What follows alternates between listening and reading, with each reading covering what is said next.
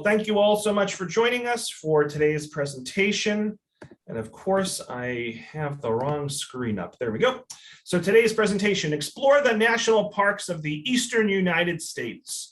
Not all visits to national parks require New Englanders to make extensive travel plans.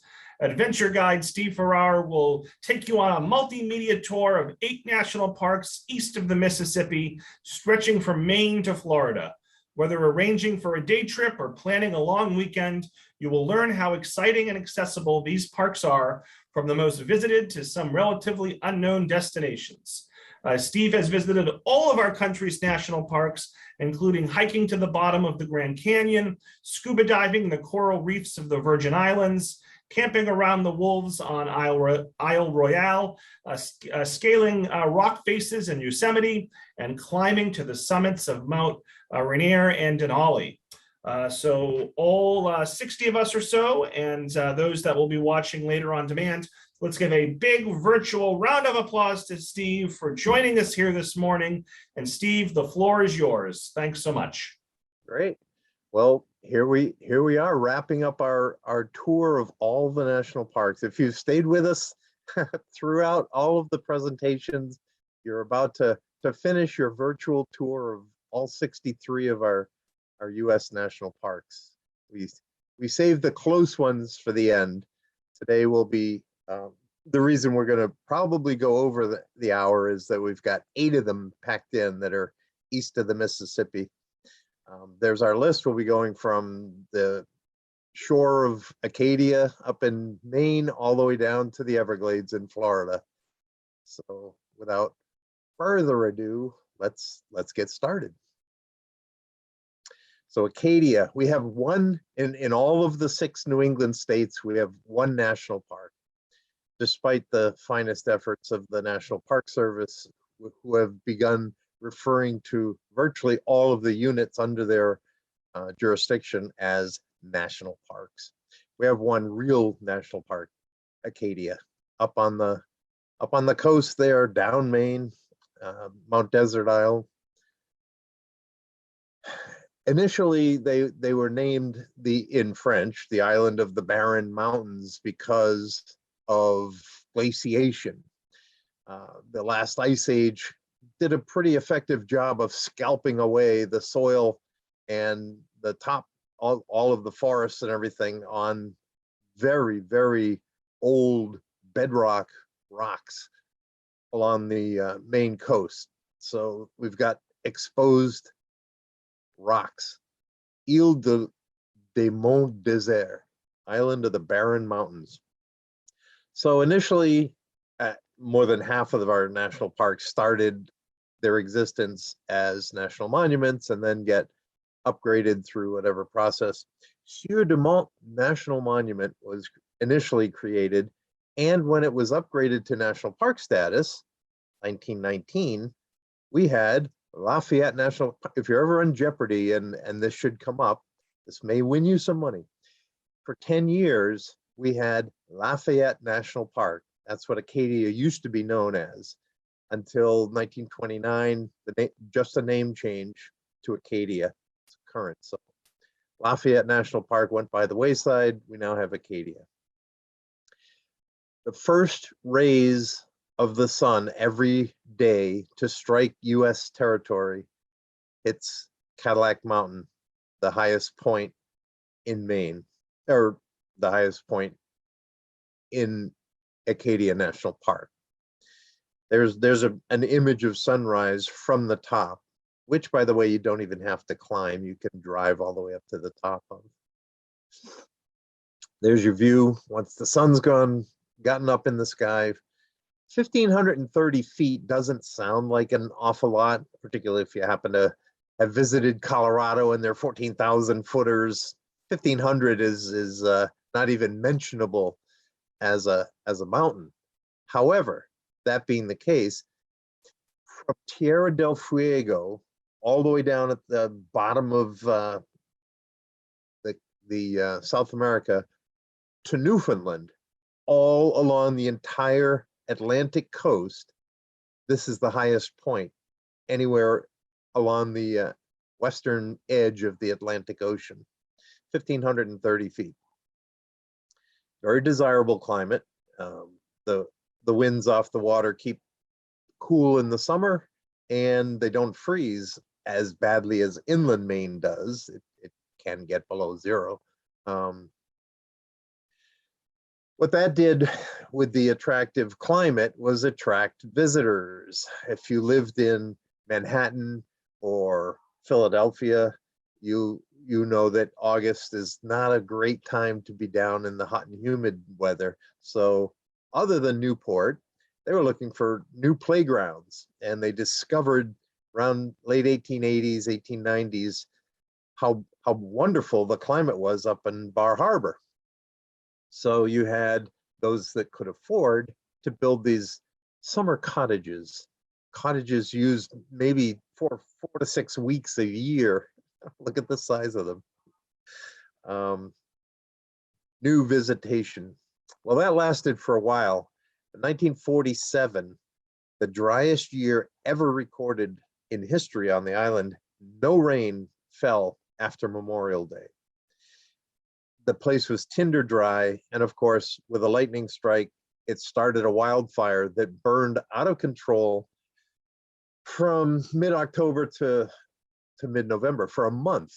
17,000 acres of Mount Desert Isle were burned to the ground.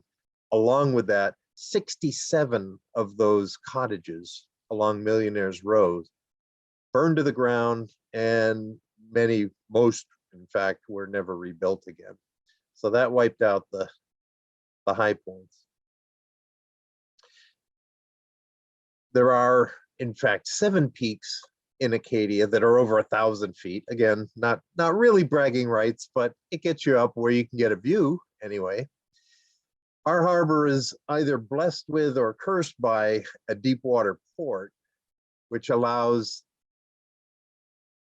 the cruise lines to come in to disgorge their passengers. If you've ever been up there when one comes into port, you'll know that you're soon going to have company as all the taxis get scuffed up and the tour buses pile in.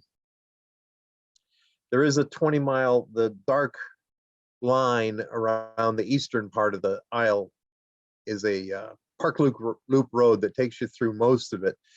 The squiggly line in the middle there is the access road up to the top of Cadillac Mountain. So you add another 7 miles if you're going to go up there.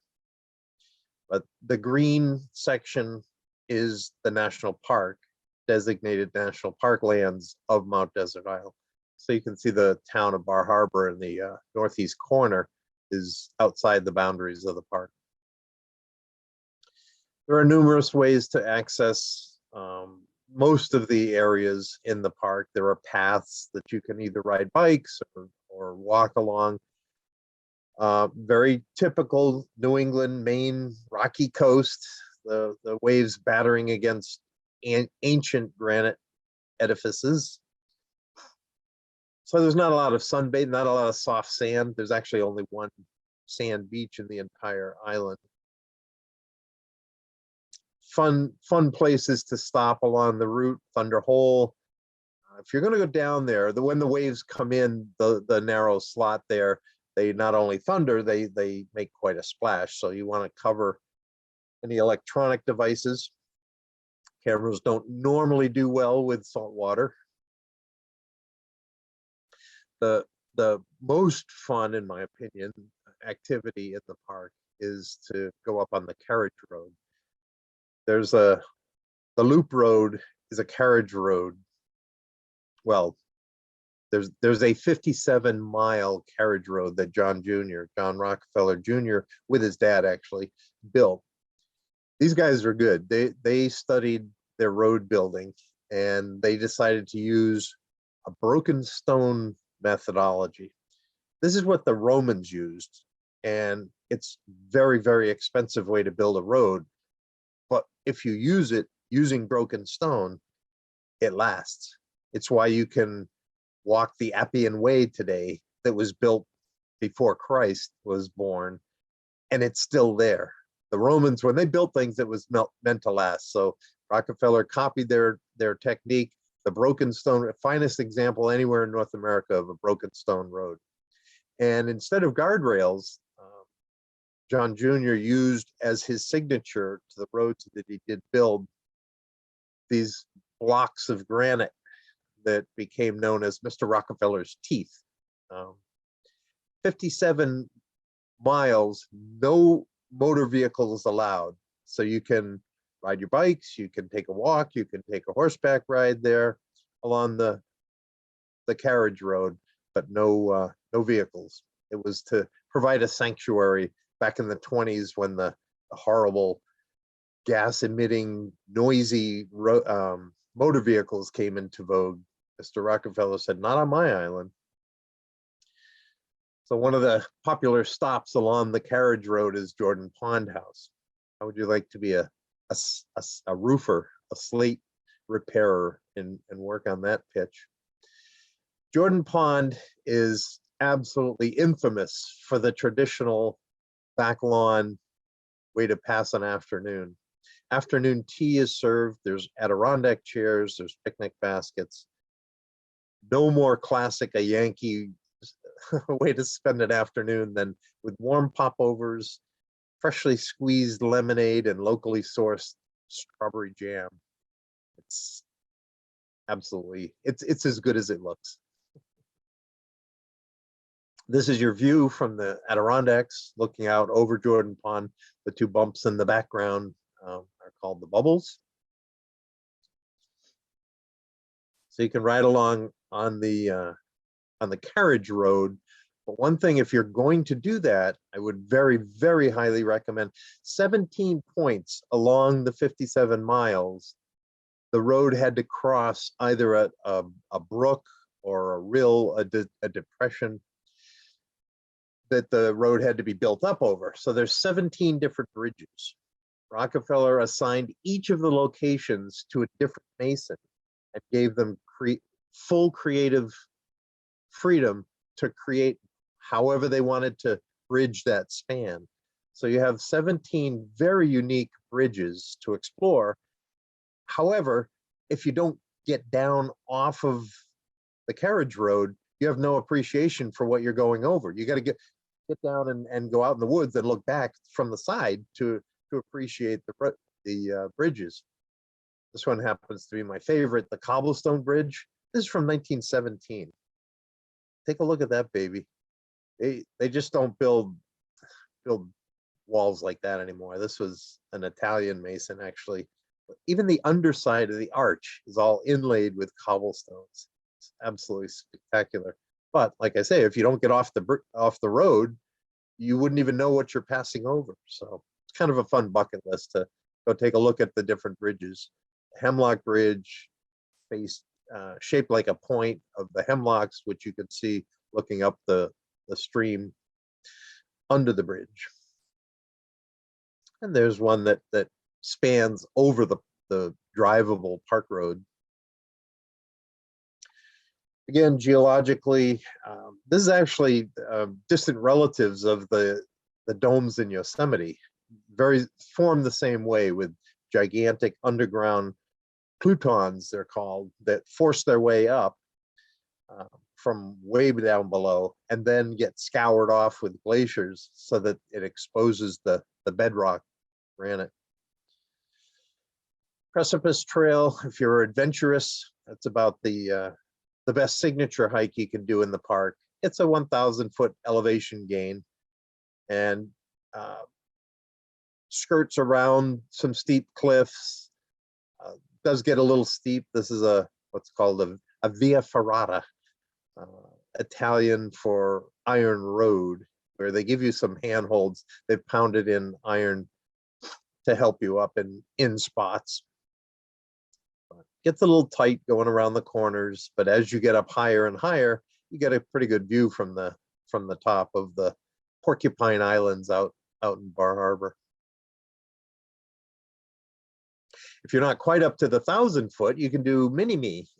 The Beehive is a half-size version, 520-foot version of the precipice. Very similar in that there's your trail. It goes straight up the face. There's climbing up the handholds that have been put in place. the steep ones are not the only ones. There's 150 different miles of trails that you can walk leisurely that don't entail much elevation gain. So you can stroll the park, but if you want to climb up, there's my middle son of my three boys, Jake, negotiating an iron railing to get around a corner. And it's that it is streaked with the blue circles to tell you, yes, in fact, this is the trail. You're going up correct. That's the path to go up the Beehive. But the reward is the view of the one sandy beach in the entire island, which is not very creatively named Sand Beach. On a clear day, it's a nice view from up there. Sand Beach in October is vacated. Summer months, you're going to have company there. It's the only place that you can lounge on your towel and tan. But there's the Beehive in the background there on the right. Some Sound almost cuts the island in half. It's a glacier carved sound that is actually, it used to be called the only fjord in the lower 48. The techno verbiage authoritarians have now renamed it a fjord. It's not a misspelling. It's actually, there is such a thing as a fjord. A fjord, if you've been over to Norway, you'd know, or down in New Zealand, you'll know that a fjord has very steep sides, and the access to the sea, which was carved by a glacier, is in the middle. Well, if you have the same feature, but you don't have the steep sides, if it's a low profile, it's called a fjord. So see that? You learn something every day. Some's fjord. But there are plenty of alcoves and harbors that are not accessible by trail. It's an island. There's lots of features. So in order to come visit the remote spots, I would suggest a sea kayak. Take a sea kayak and you can go pretty much go anywhere you want. Particularly if one of those cruise liners has come in and the place is crawling with fellow visitors. It's not real easy to come ashore. Like I say, there's only the one sand beach, but if you can manage to pull up without capsizing and getting wet, it's a great place for a picnic. You can have one of these remote coves all to yourself. You can go any season. Acadia doesn't close during the winter time, and you can go visit during the summer and have one experience, one set of pictures, if you will.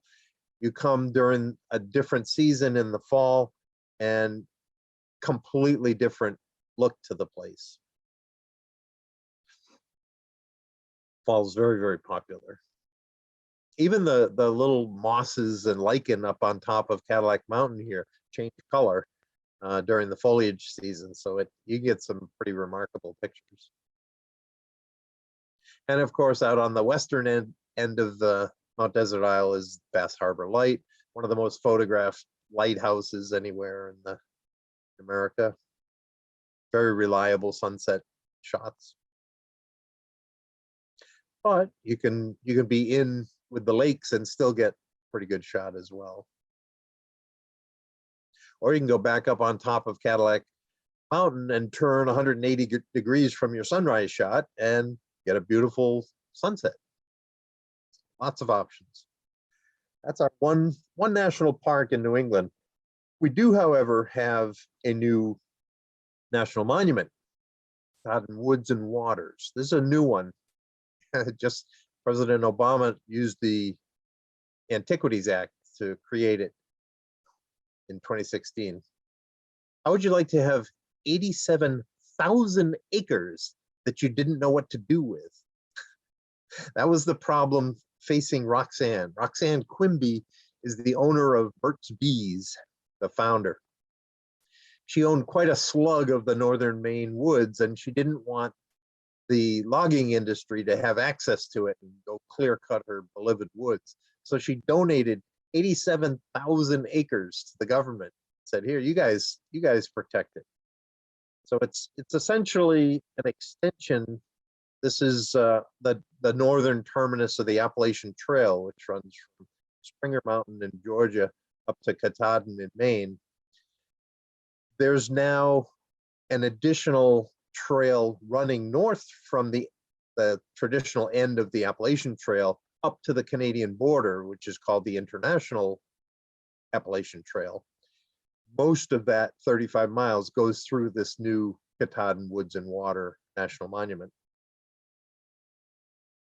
That's if you've ever been up to the top of Katahdin, this is what it looks like crossing the knife edge ridge along the summit. That's Chimney Pond down below where we started from and hiked all the way up to the top, and it's rather a sheer drop. The Penobscot River flows from the north and bumps into Katahdin and splits into an east branch and a west branch. The east branch is pretty mellow. That's where the Katahdin Woods and Waters is. The west branch has a dam on it, and a couple times a year they have not only a dam release, but they'll run a turbine test where they not only open the dam floodwaters, they'll churn up the turbines, and the river goes about 8 times its normal volume. So that's me in the middle and in the green baseball cap. My son Jake is sitting directly in front of me with his paddle up in the air, and his brother Brooks is the little dark noggin you can see. He had the front left seat and in fact managed to stay in the raft. This is a obstacle called Maytag that normally you have to raft around, but only during the turbine test can you go up and over it. It's pretty exhilarating. But if you stay over on the east branch, it's a very different experience, much more mellow. Soaking in the pools. So anyway, that's a new national monument. Moving along, since we took a quarter of our time for one park, we gotta scoot. Cuyahoga Valley National Park. If you're making a bucket list of the ones to go see, this one you can put near the bottom, in my opinion. Having visited all of them, I feel qualified to make that assessment. Anybody over 50 watching, what word association, what pops to mind when you hear the word Cleveland and Cuyahoga in the same sentence? June of 1969, the Cuyahoga River was so polluted that it caught fire. And this wasn't the first time, this was the 13th time that the chemicals floating on the river were so toxic, and so the river was so polluted. It burned for over a week. a waterway, a river burned for a week. That's how polluted it was. So when I hear Cuyahoga, I don't think pristine national parks. Cuyahoga connects 2 populated regions, Akron to the south and Cleveland to the north. The Cuyahoga River flows between them. It was initially set up in the mid-70s as a national recreation area. People in urban areas need to go recreate, so they gave them a park. The northern section there was a glom-on of 47 acres that got added. Wasn't really it was kind of a hidden, wasn't much of a plus. Turned out to be completely infested with toxic materials. It was designated as a Superfund site, the Craigie dump. They had to remove, the government had to remove 742 billion pounds of contaminated materials to have it be hospitable. It was doing fine as a national recreation area, but if you remember October 2000, what was going on? We had the presidential election that was Bush and Gore. There were 2 swing states that came into play, Ohio and Florida. Florida had their hanging chads issue going on, and everybody in Ohio seized the moment to put forward a resolution to upgrade Cuyahoga National Recreation Area to a national park status. It takes an act of Congress to do that, and because Ohio was so critical to the election that year, nobody in Congress was going to stand up and raise their hand and say, excuse me, I don't think there's anything in Ohio worthy of national park status. So they didn't say anything. It passed. We now had no additional protected lands or no additional monies or anything, just a name change. We now upgraded from a national recreation area to Cuyahoga National Park. To say that it's very unusual is an understatement. It's, as I mentioned, Akron and Cleveland are the bookends of it, two large urban areas. That's the map of the park that you're looking at.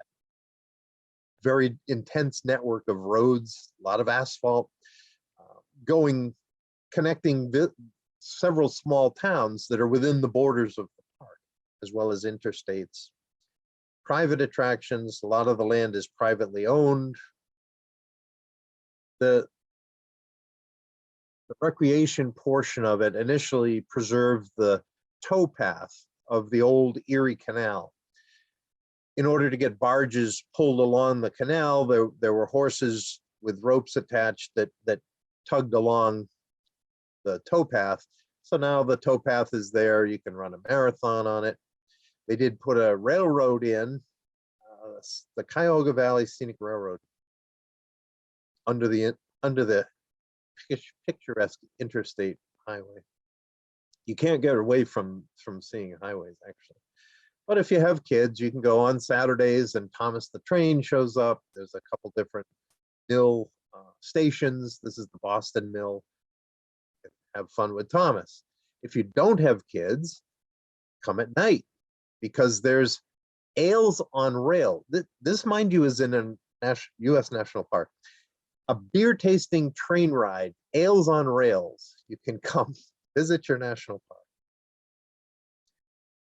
If you like liquor, you can go to Sarah's Vineyards. There's a commercial vineyard inside the park that has a tasting room and a retail selling of their bottled wines. You can have your wedding in the park. You can rent out the Happy Days Lodge for weddings. You can have conferences there. There's rooms upstairs to stay, live music down below. There's a conference center. These are not features normally found or desired to be found in a national park. If you're having a family gathering, you can rent the Octagon out in case it rains. You can all stay dry. There's actually ski areas in Ohio.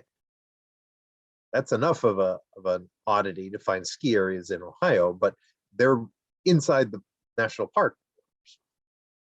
I did find a field, but it happened to be a Wednesday, and Wednesday is farmers market day, so I had to share the field with vendors. That's the Visitors Center, Boston Station. You know, it's a rough go. And I actually spoke with the director in charge of Cuyahoga National Park down in Washington, D.C. I saw her at a conference there, and I asked her pointedly, what exactly is the beating heart? What's the center of Cuyahoga, of your park? When the director of the park can't answer that, she hemmed and hawed and said, well, there's really not a focal point. It's pretty weak. Fall, they are deciduous trees. They change in the fall. You can get some coloration, but you can't really escape the power stanchions. There are some areas, the ledges that are climbable. And you can take a walk out on the boardwalk to see Brandywine Falls. If in fact there has been rain of late, there's water coming down, and it kind of dries up towards August. In the fall, it's pretty. I did find the beaver walk out to the Beaver March. Well, I'll get to that in a minute. They are making progress. They are trying. I will give them that credit. May 2020, this was for 200 years, this dam impeded progress up the Cuyahoga. The Cuyahoga River flows north up into Lake Erie. So to get from Akron, from the southern point up towards Cleveland, you had to portage around this dam, and they finally removed it. So now it's been opened up. There's now a 37-mile run of navigable waters that you can go from the park all the way up into Cleveland. And they are doing a good job of cleaning up the waters. But what happens if the waters are poisonous? The fish die, and then the fish eating critters have no food source, so they go away. The fish population has returned. You now have nesting pairs of great blue herons and a couple of bald eagles and stuff. So they are making a comeback. It's getting back. I mentioned the Beaver Pond. I found a nice place to sit and admire sunset there. But if you turn around from where I'm sitting, there's my tent out in my camping spot, but it happened to be a night where there was an open air concert. So I had a few hundred of my new best friends sharing my camping area with me. It's a very bizarre national park. Let's leave it at that.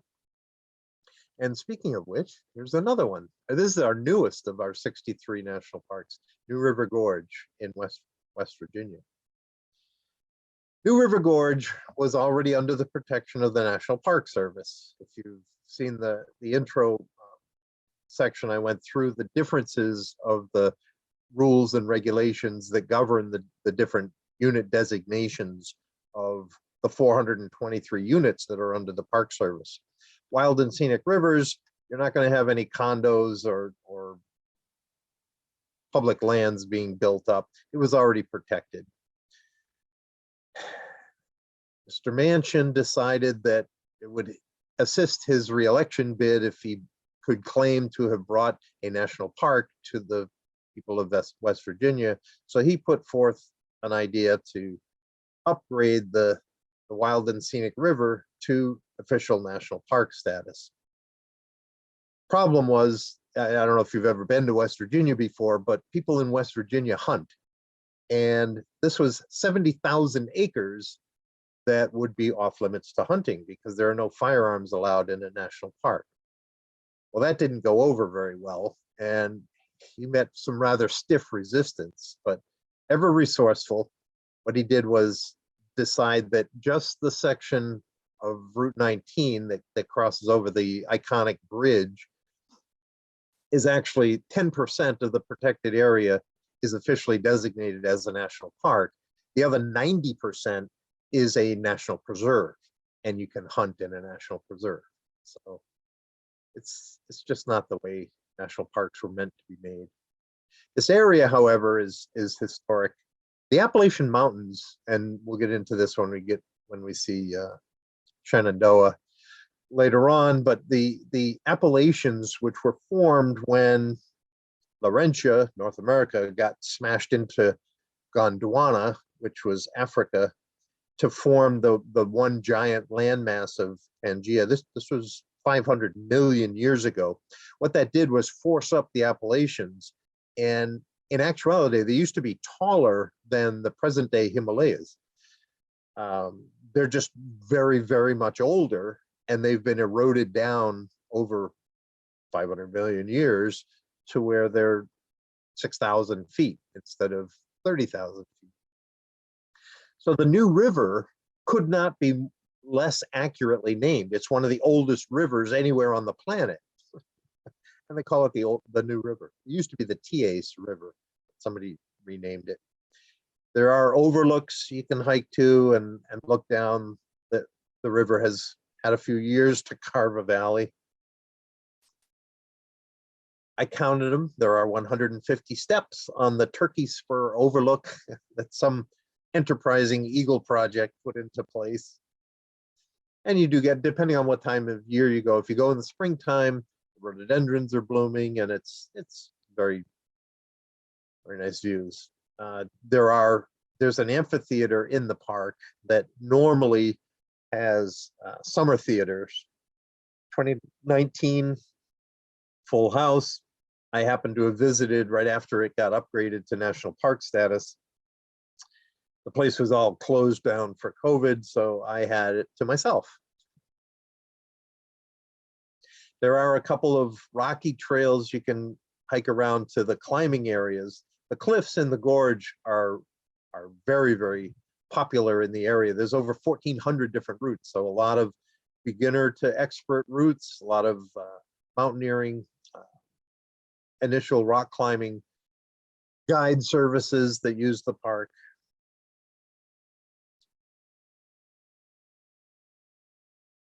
Not a lot in the ways of waterfalls that are going to make you forget Yosemite in a hurry. I mean, these are maybe 15-foot waterfalls.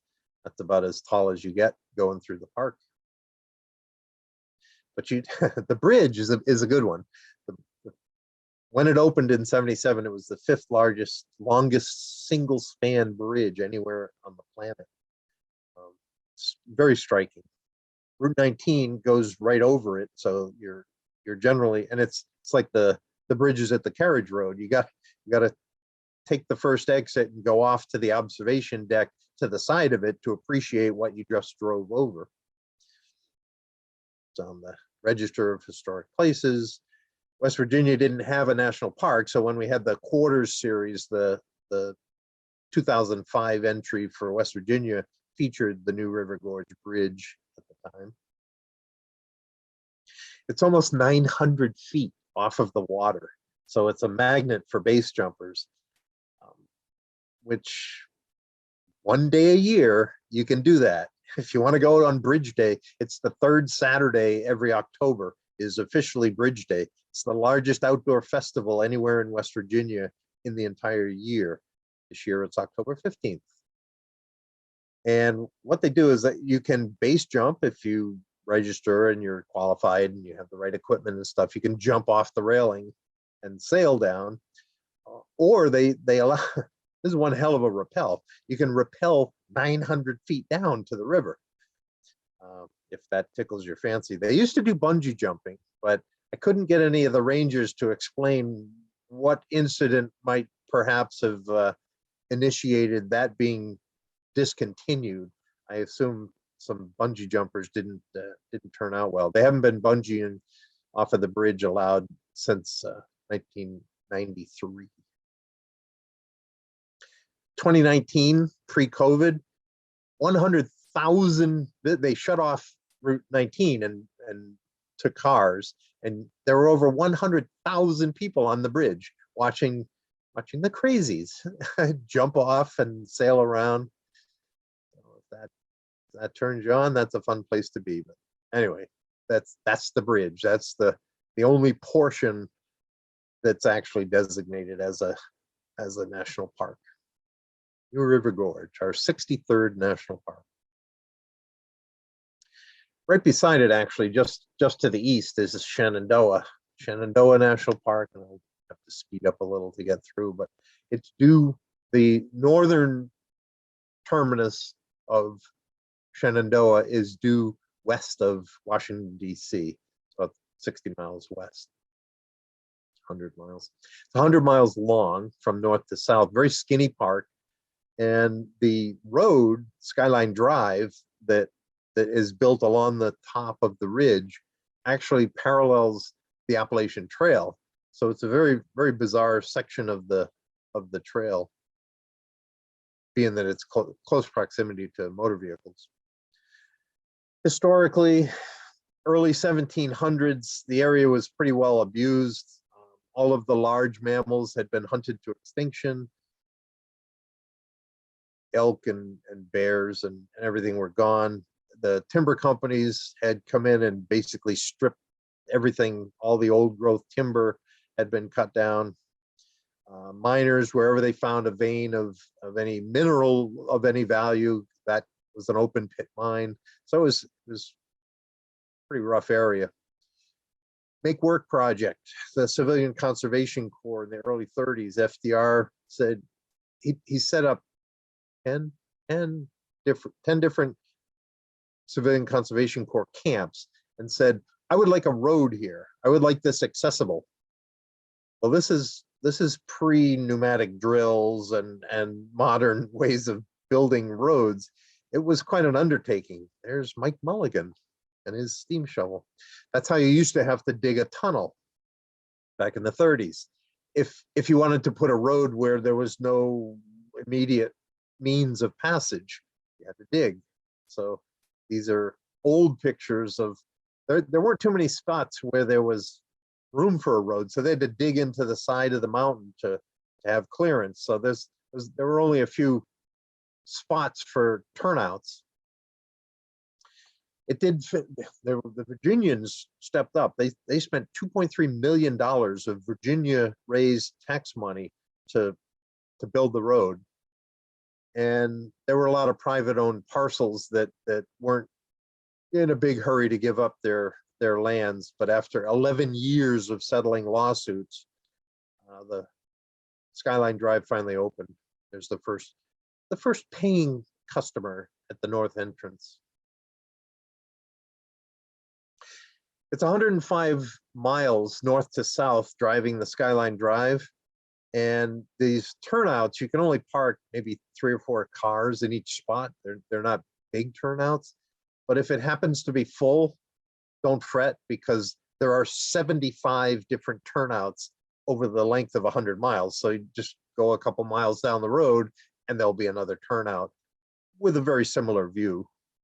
So that's what the turnouts look like as you're driving down. And again, in the fall, pretty spectacular when nature throws her quilt over the tops. You can see the Skyline Drive. It's literally right along. You can look either to the west or the east and see the basin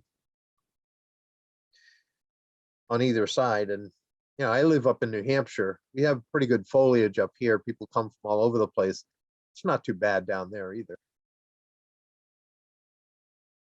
You don't have to bring your pup tent. There are campgrounds where you can do so, but there are also lodges to stay in if you want. Big Meadows is about halfway, 200 lot campground. So it's got a big visitor center.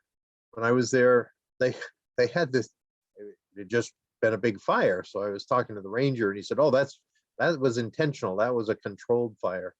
That's how they keep Big Meadow free of invasive weeds. They burn it up every springtime.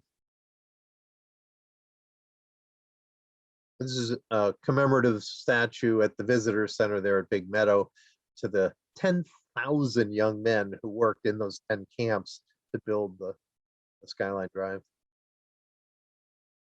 There's a hike from there, from Big Meadow, out to Camp Rapidan, which I'll scoot through. It's a President Hoover was from Missouri. He was an outdoorsman. He was an avid fisherman.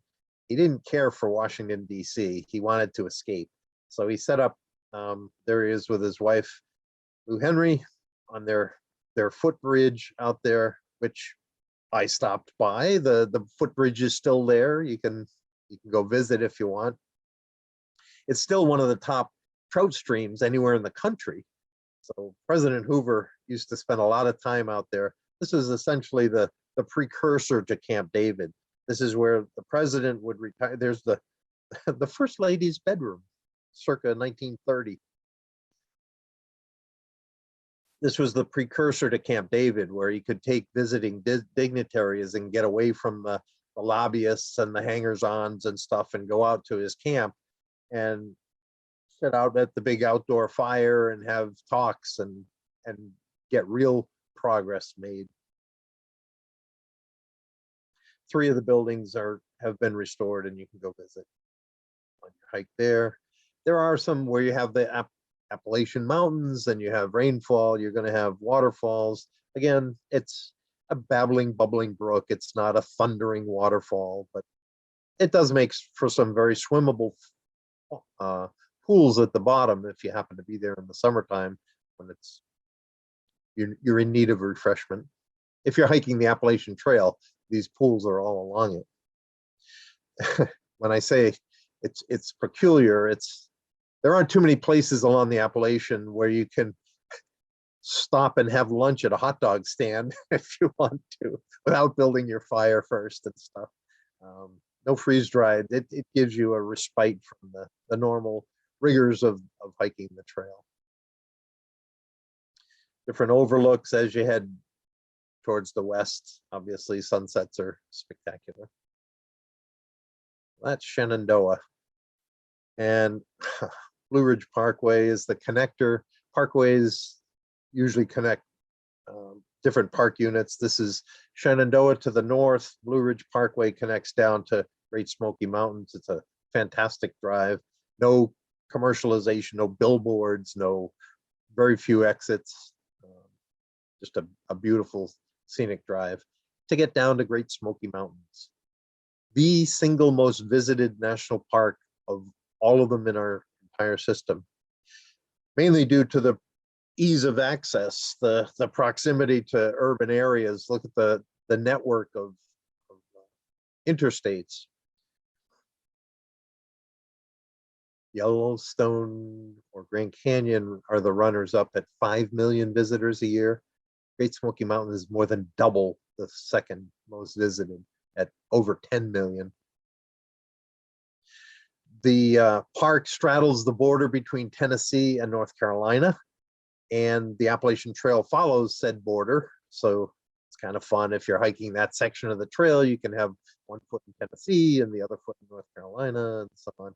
Goes over the steepest part of the entire Appalachians. Clingmans Dome at 6,600 feet is the highest point in the Appalachians. The Appalachians, I very highly recommend if you're going to go visit national parks, do a little homework first, and you'll have a greater appreciation for what you're looking at. The Smokies, the smoke of the Great Smoky Mountain is actually water vapor. It's the exhalation of the plants, the abundant plant life nestled in the valleys and stuff. So you have this blue haze all the time. Again, the Appalachians were formed 500 million years ago. They used to be much taller. Timeline for the park. European settlers along the coast, along Jamestown or colonial Williamsburg, when they wanted to move west to them, the new western frontier was western North Carolina. So the government said, well, we'll make it safe for you. We'll dislodge the Native Americans who already resided in the area. And that's a whole nother hour-long topic, the Trail of Tears, that the government made the Cherokees, hey, we got this great spot for you out in Oklahoma. Well, that let the lumber companies come in, and they bought up 8,600 acres of pristine old growth forests, and for the next 20 years systematically clear cut the old growth forests that had stood there for centuries. Not to be outdone, the miners then came in and they were digging. So you had by the early 1920s, you had conservationists saying, hey, come on, we got to save this area. And you had the industry saying, we're making a lot of money, leave us alone. And you had the homesteaders that had staked the claim, and they said, this is my property, get out of here. Everybody was fighting amongst each other. There were over 6,000 individually owned parcels within the borders of the current national park. How is that going to be settled? Well, in on the white horse rides the Rockefellers, who in the peak of the Depression, $5 million is a lot of money today. $5 million during the Depression was a heck of a lot of money. The Rockefeller Foundation donated $5 million to settle all those lawsuits and establish the park. So not just Acadia or the Virgin Islands National Park on St. John's. We owe a lot to the Rockefellers.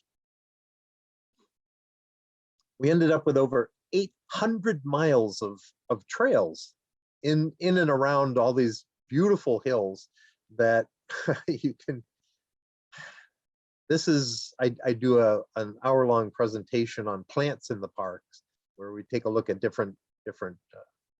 several parks set up specifically to conserve an individual species, like redwoods or Joshua tree or sequoia, saguaro. Not so with the Smokies. The Smokies have over 1,500 types of flowering plants. That's a hell of a bucket list. and when you say there are azaleas, it isn't, oh, I found the sample of azaleas. It's an entire mountainside of azaleas or rhododendrons or whatever. If you go in the springtime, you will have company. The garden clubs send buses from all over the country to come visit Smoky Mountains. This one, I'm sorry, I'm using up all our time here. How this came about is phenomenal. There are more species of trees in Great Smoky Mountain National Park than of all the forests of Europe combined. What happened was when the ice age, the last ice age came down, glaciers don't move at all that fast a speed. They chased trees down from Ohio River Valley and stuff, and they found this nice soil and wet climate. They dug in, and then the ice retreated, went back up, but all these trees were now sequestered in these hills and vales. So there's all kinds of trees in Great Smoky Mountains. As I mentioned, the Appalachian Trail goes through 70 miles of the trail goes through the national park.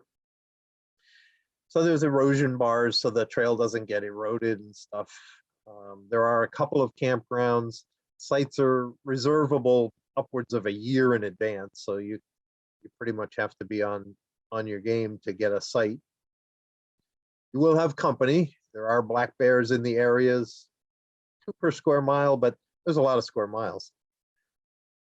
So they don't have the iron Yosemite type bear-proof food containers at the sites, but they give you a pulley system so you can lift your food up, hopefully out of reach of the bears while you camp.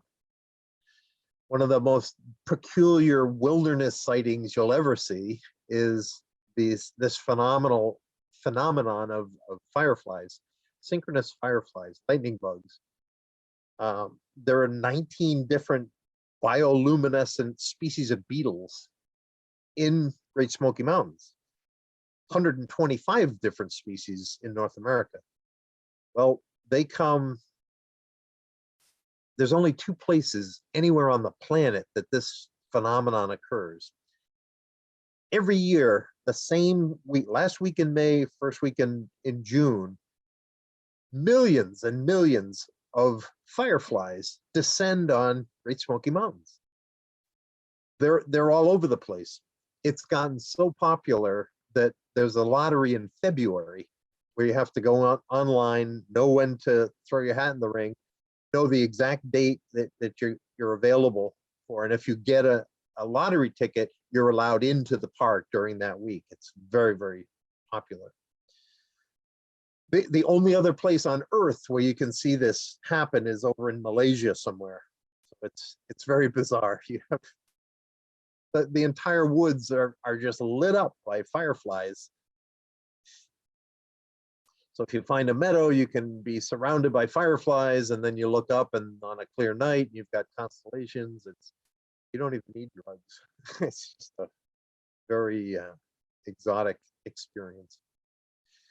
If you're into critters, the Appalachian Mountains are known as the salamander capital of the world. Over 30 different species in the borders of the park, from the 2-inch pygmy salamander to the 2-foot long hellbender. They're everywhere. You pick up a batch of moist rocks or leaves, and you're going to find salamanders under there. They're all over the place. If you happen to be so inclined as to pick up a 2-foot long slimy salamander, use a rag. The hellbender breathes through, well, all salamanders do, they breathe through their skin, and your hands have oils in them. So if you pick one up with your bare hands, your oil from your skin will clog their pores and they'll suffocate, actually. So if you're going to go pick up a 4-pound salamander, use a cloth. 40 different waterfalls in the park, again, very popular during the summer. Probably the most bizarre feature I've ever witnessed in any of my national park travels is the rangers were getting complaints. If you've read Bill Bryson's Walk in the Woods about the Appalachian Trail, you know about the grassy balds on top of a lot of the Appalachians, where you climb through the woods all day and you get to the top of the part of the hills, the high points, and your reward is that you've got a beautiful view all around you because the tops of the mountains are bald. Well, Clingmans Dome is a notch on the belt. It's the highest summit anywhere in the Appalachians, but people were getting to the summit and it's not a grassy bald, it has trees on it. So the rangers were getting complaints that that people couldn't get their scenic vistas from up there. There were trees in the way. So what did they do? They built a 54-foot tall observation tower. Looks like it landed from Mars. It's handicap accessible, by the way. There's a ramp. You can get up above the trees and get your view if you want. Pretty bizarre. So there's 16 mountains over 6,000 feet in the park, absolutely guaranteed of frameable pictures at virtually any sunset that you're there. These aren't Photoshop. That's the Great Smoky in the Great Smoky Mountains. All right, let's move around. Oh, poor Kangaroo. A lot of people don't even know there's a national park in South Carolina. Kangaroo National Park. Used to be, it was a national monument. It was Kangaroo Swamp National Monument.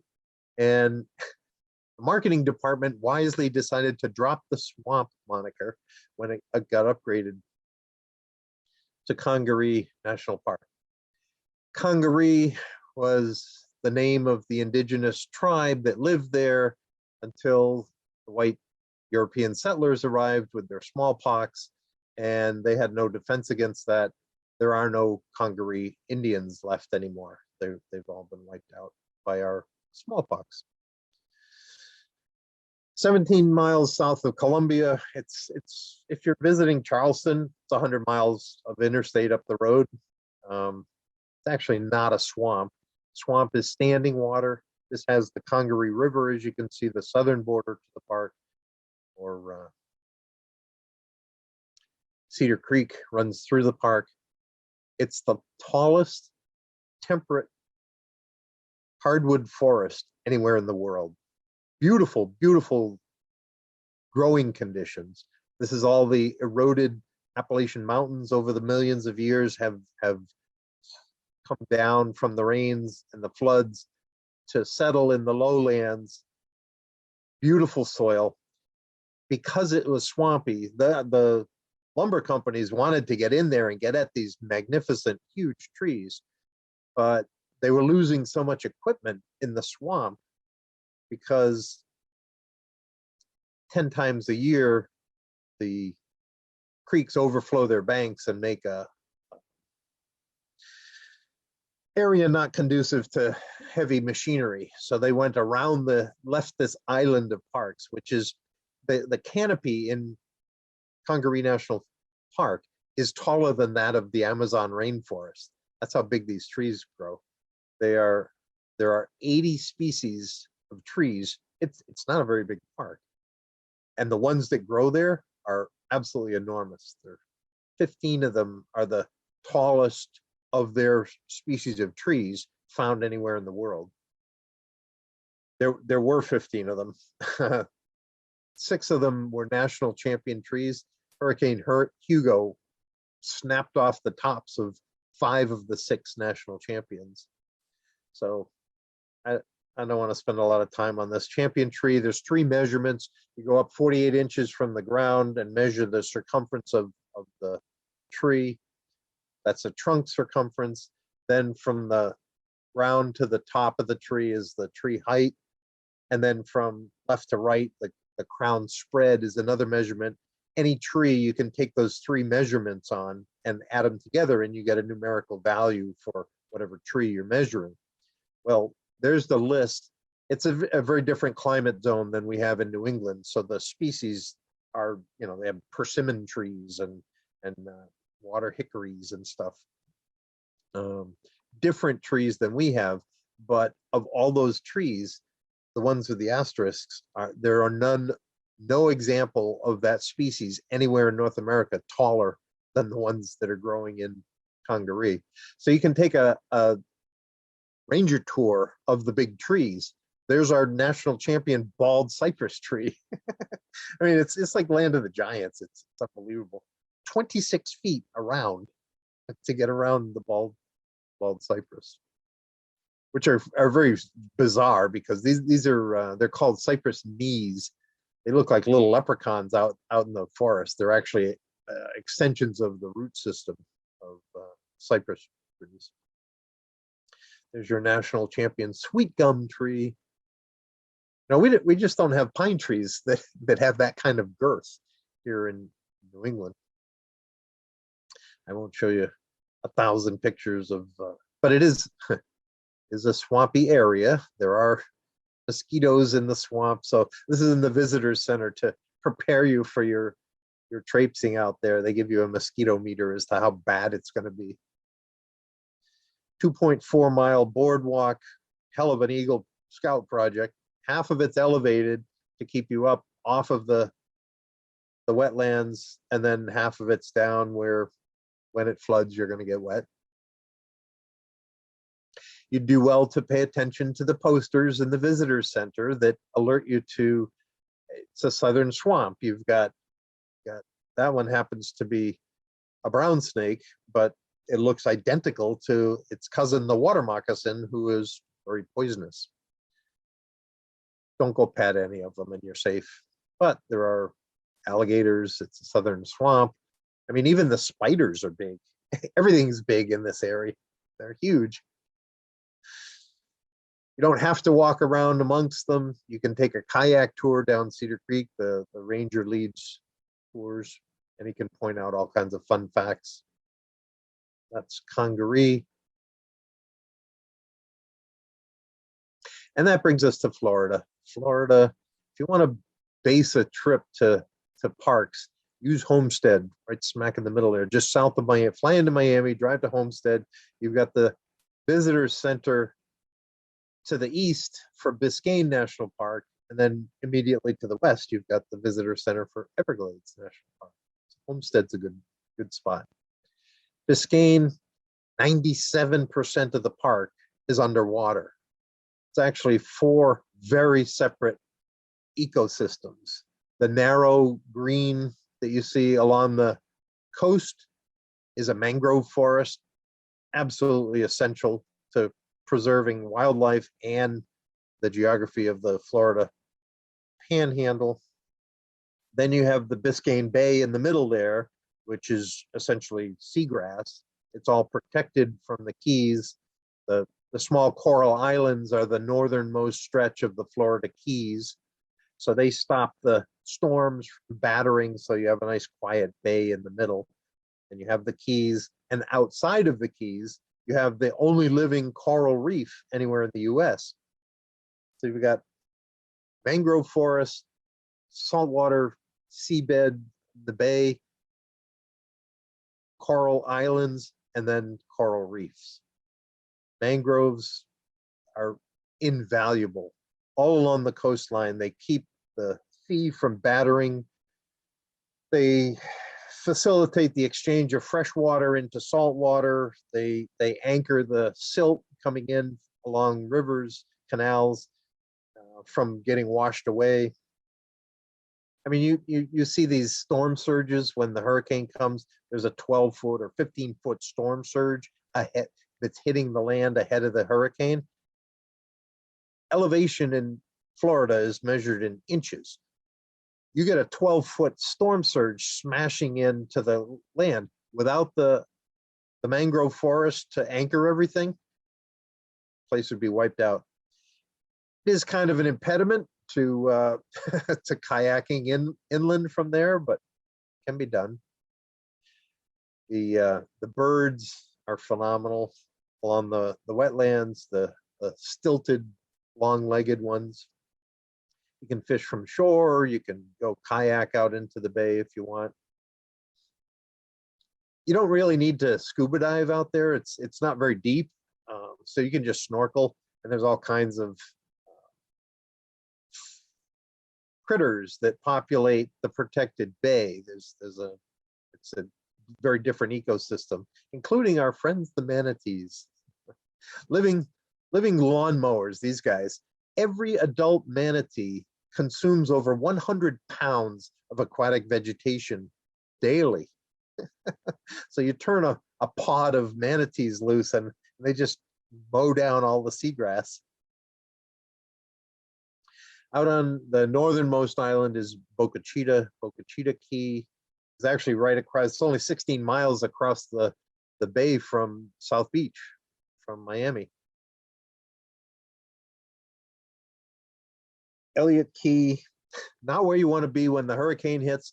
The average elevation is 3 feet above sea level. So you can see what a 12-foot storm surge is going to do. If your tent happens to be here when Hurricane Andrew hit in 1992, this is the spot that it first made landfall. Not too many tents were left after that. But not a lot of people go there. So if you want a Florida beach to yourself, have at it. I'm kind of lazy. I don't like having to go back up for air all the time. So I like to scuba dive. If you scuba dive down out on the reefs, coral doesn't live in deep water, so it's not very deep. But to just sit in one place and watch the different wildlife and stuff, you can snorkel. You can just. I'm going to skip the reef building and stuff. The conditions that have to be met in order for coral to thrive. They don't grow in deep water. They need sunlight. They can't grow where there's a muddy, silty river that empties in nearby because the silt would settle over the polyps and block the sunlight.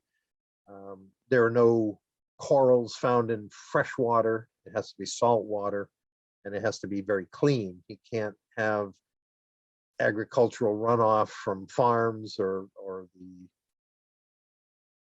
golf courses or something. It promotes algae bloom, and the algae would cover the polyps. So these are the little individual corals that build the reefs. 500 different species of fish in and around the reefs there. Makes for all kinds of, including the groupers. They're harmless. They don't even have teeth, but everything's magnified underwater. You can imagine what turning your head to the side and seeing one of these babies beside you would do. There are very shallow waters there, so over the years there's accumulated quite a few shipwrecks, sharks, turtles, all kinds of fun reasons to go down. Sunset at Boca Chica, and the not so distant Miami skyline. That's out on the key, looking inland towards over the bay toward the west. And our last park is the Everglades. That's my 3 sons visiting. Everglades is actually all of the Florida peninsula is essentially a bowl. It's up on the edges, and the bowl is tilted. It's all limestone, and the bowl is tilted to the south. So from Lake Okeechobee down to Florida Bay, it's not tilted very much. The Florida Panhandle gets over 60 inches of rain a year. It contributes to an ongoing, ever-flowing river coming down from Lake Okeechobee. The Everglades National Park is actually only 1/7 of the Everglades. The Everglades is that moving river of water flowing from Lake Okeechobee toward the south. Just the southern end of it, the Everglades National Park, is officially what we refer to normally as the Everglades. It's bordered on 3 sides by saltwater, the Biscayne, Florida Bay, and Gulf of Mexico. cypress trees are odd. It's a deciduous tree that doesn't seem to have any problem with its roots being submerged in salt water. So you'll find the sides of the canals flowing, bordered by cypress trees. Herons, birds of feathers, long plumaged feathers.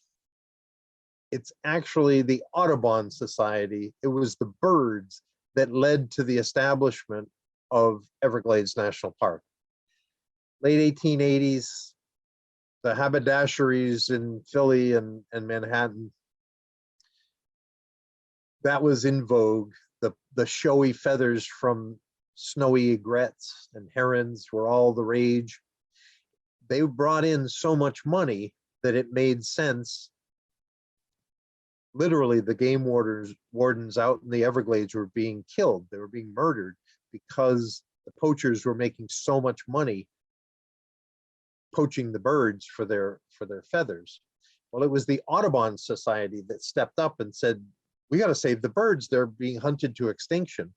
So they spurred the initial preservation movement. It wasn't to save the water, the Everglades, it was the birds. So a section was set aside as a state park, and then it was authorized in the 30s as a national park, but the 30s were the Depression. There was no money for the new national park. So it wasn't until 13 years later in 1947 that the Everglades National Park actually opened.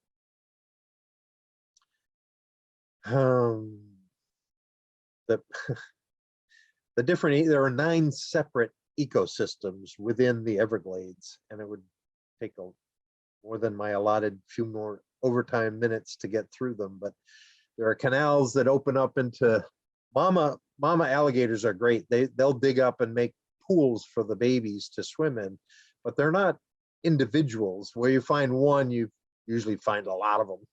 So there are Alligator Alley is very aptly named. They're all over the place. Sawgrass Prairie, the largest sawgrass prairie anywhere in North America.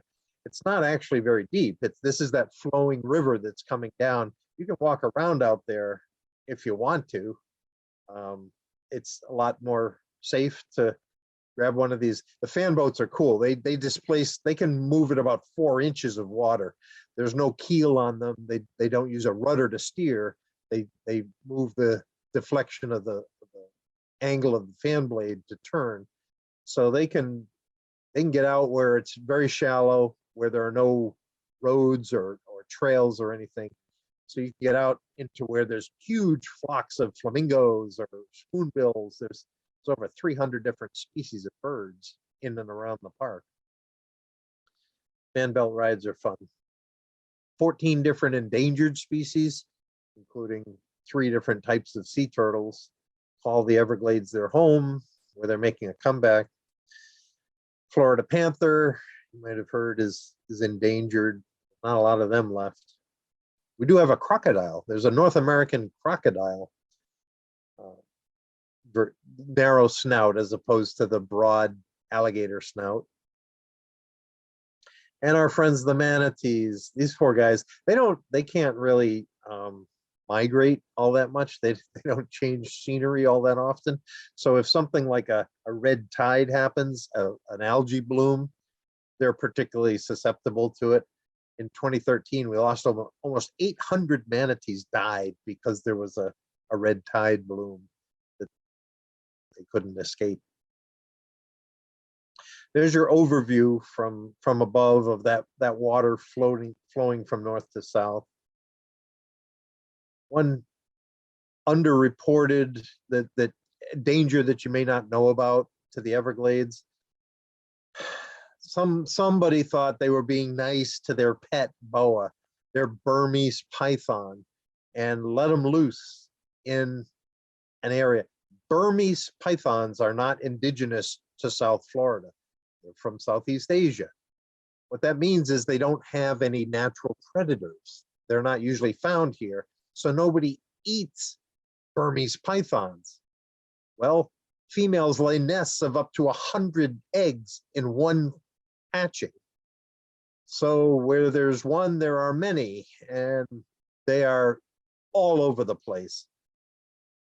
Scientists finally came up with the solution to why there was such a scarcity of small mammals in the park. They were all disappearing. Well, look at the landscape.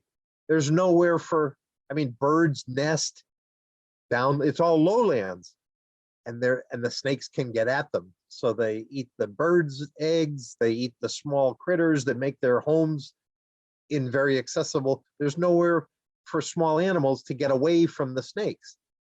They're all over the place. If you don't mind them dropping down out of the trees into your kayak, you can take a kayak ride up into there's different ways to see the Everglades. You can kayak in amongst the mangrove forests. There are boardwalks that'll take you out into the marshes. You can canoe in the canals and stuff. But one I would recommend, I mentioned the park is bordered on 3 sides by salt water.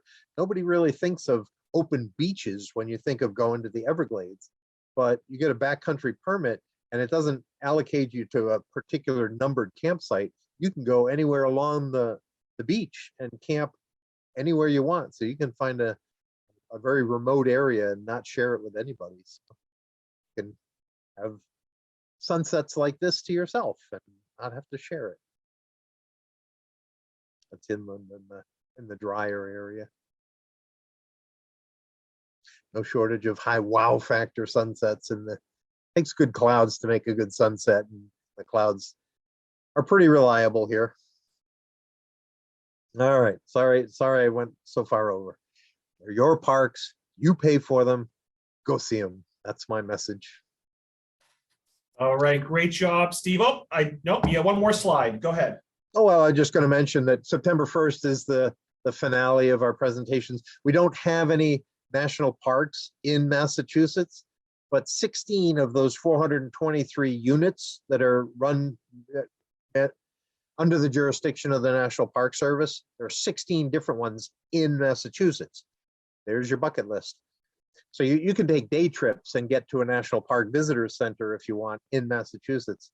We're gonna go a whirlwind tour of all 16 locations in a couple weeks. So we'll see. Yeah, and I misspoke. So I had said that Steve was visiting in August, but as he mentioned, it's actually technically September 1st. So it'll be 5 Thursdays from today, if my math is correct. So let's get to some questions and comments. Let's see here. Margaret asks, where did they take all the toxic waste? That's a very good question. It might be lining the bottom of Lake Erie for all I know. I don't know. How do you dispose of something that's toxic? I'm afraid. Francis, yeah, sorry, Steve. We're gonna do lightning round questions here. Okay. Francis asks, is there still an entrance fee to drive the Skyline Drive?